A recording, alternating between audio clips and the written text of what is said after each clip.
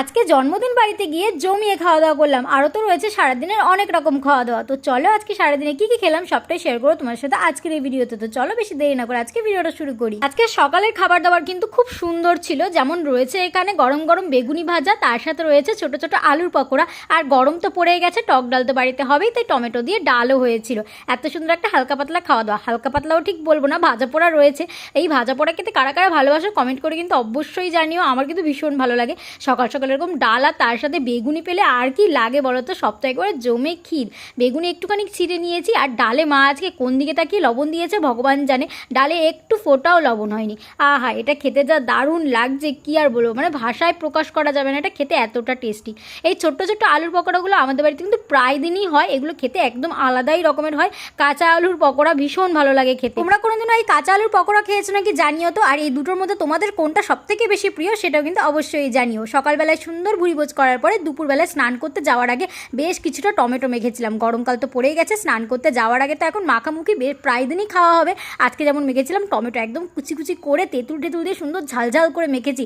দেখেই তো আমার এখন আবার জিভে জল চলে এসেছে। এটা এতটা টেস্টি আর ভীষণ টক। তেঁতুলের পরিমাণটা একটু বেশিই দিয়ে ফেলেছিলাম, কিন্তু যাই বলো আর তাই বলো এত ভালো লাগছিল খেতে। ভিডিওতে ভয়েস দিতে দিতে আমার এখন জিভে আবার জল চলে এসেছে। মজা করে বসে বসে টমেটো মাখাটা শেষ করার পরে স্নান করে এসে আবার একটা আইসক্রিম নিয়ে বসেছি। পাড়া দিয়ে একজন আইসক্রিম আনা যাচ্ছিল, বাবা ওখান থেকে একটা কুলফি কিনে দিল। এই যে গরমকাল পড়েছে, এবারে তো প্রায় দিনই এরকম একটু একটু করে আইসক্রিম খাওয়া হবে। বাবলি সব থেকে বেশি চকোবারটা পছন্দ করে, কিন্তু আমার আবার চকোবারটা তেমন একটা ভালো লাগে না। আমি সবসময়ের জন্য কুলফি। এই বসন্তকালে যে পরিমাণে গরমটা পড়েছে না, একটা কুলফিতে একদমই পোষাচ্ছে না। কিছুক্ষণ বাদে আবার একটা আইসক্রিম আলা যাচ্ছিল, একটা কুলফিতে পোষায়নি বলে সেখান থেকে আবার একটা ছোট্ট থেকে কর্নেটো কিনে নিয়েছিলাম। অনেকদিন হয়ে গেছে কর্নেটো খাওয়া হয় না। লাস্ট যে আমি কবে খেয়েছি সেটা আমার মনেও পড়ছে না। আই থিঙ্ক সেই গেল বছর দুর্গাপুজোর সময়। সারা শীতে তো খাওয়া হয়নি। যাই হোক, অনেকদিন পরে কর্নেটো খেয়েও কিন্তু বেশ ভালোই লাগছে। তবে এটা কিন্তু সব থেকে ছোট সাইজের কর্নেটো। এটার দাম কত হবে তোমরাই কিন্তু অবশ্যই গেস করে আমাকে কমেন্টে জানাও। দুপুরবেলায় কর্নেটোটা শেষ করে সন্ধ্যেবেলা একটু বাজারে গেছিলাম গিফট কেনার জন্য। ওই যে বললাম সন্ধ্যেবেলা একটা জন্মদিন বাড়িতে নিমন্ত্রণ আছে, যাওয়ার সময় রাস্তায় পড়লো একটা ভুট্টার দোকান। অনেকদিন হয়েছে ভুট্টা খাওয়া হয় না, লাস্ট খেয়েছিলাম সেই কলকাতাতে গিয়ে।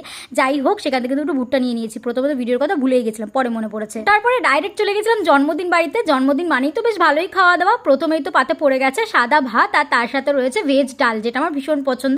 আর তার সাথে ওটা বেগুনি দিয়েছে না বেগুন ভাজা দিয়েছে ঠিক বলতে পারবো না। বেগুন ভাজার মধ্যে আর কি বেসন ছড়িয়ে দিয়েছিল, যার জন্য ওটা দিয়ে হালকা বেগুনিরও টেস্ট আসছিল, আবার বেগুন ভাজারও। ডাল বেগুন ভাজা দিয়ে ভাত খাওয়ার পরে পাতে পড়ে গেল মাংস। আজকে আমার পাতে এত পরিমাণে মাংসের পিস পড়েছে, এতগুলো আমি শেষ করতে পারবো কিনা বলতে পারছি না। আমাদের পাড়ার এক দাদা ছিল, ইয়ার্কি করতে করতে কতগুলো পিস দিয়ে গেছে। দেখো, এতগুলো আমি একা কি খেতে পারি? টোটাল 6 পিস মাংস দিয়েছে। এতগুলো মাংস তো আমি একা শেষ করতেই পারবো না। প্রথমে তো যে কটা পারবো খাবো, বাদ বাকিটা আমি বাবলির পাতে চালান করে দেবো। মাংসের সাথে সাথে পাতে পড়ে গেছে স্যালাড, যেটা আমি প্রথমেই অর্ধেকের বেশি খেয়ে ফেলেছি।